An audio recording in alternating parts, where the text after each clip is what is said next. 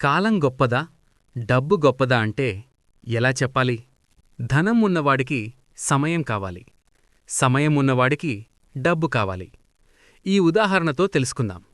ఒక ధనవంతుడు ఒక ప్రదేశానికి వెళ్ళాలి అంటే నడిచి వెళితే 4 రోజులు పడుతుంది, బస్సులో వెళితే 8 గంటలు పడుతుంది, కారులో వెళితే 6 గంటలు పడుతుంది, ట్రైన్లో వెళితే 3 గంటలు పడుతుంది, విమానంలో వెళితే అరగంట పడుతుంది. సమయాన్ని ఆదా చెయ్యాలి అననుకున్నవాడు తన స్థితికి తగ్గట్టు డబ్బులు ఖర్చుపెట్టి సమయాన్ని ఆదా చేస్తాడు. ఒక పేదవాడు విమానంలో వెళితే ₹1000 ఖర్చవుతుంది.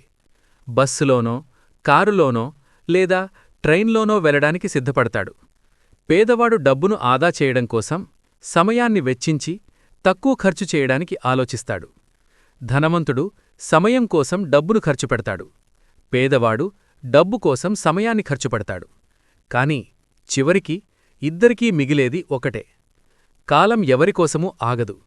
డబ్బుతో కాలాన్ని కొనలేరు, కాని ఉన్న కాలాన్ని తెలివిగా వాడుకోవడానికి డబ్బు సహాయపడుతుంది. కాబట్టి సమయాన్ని గౌరవించండి.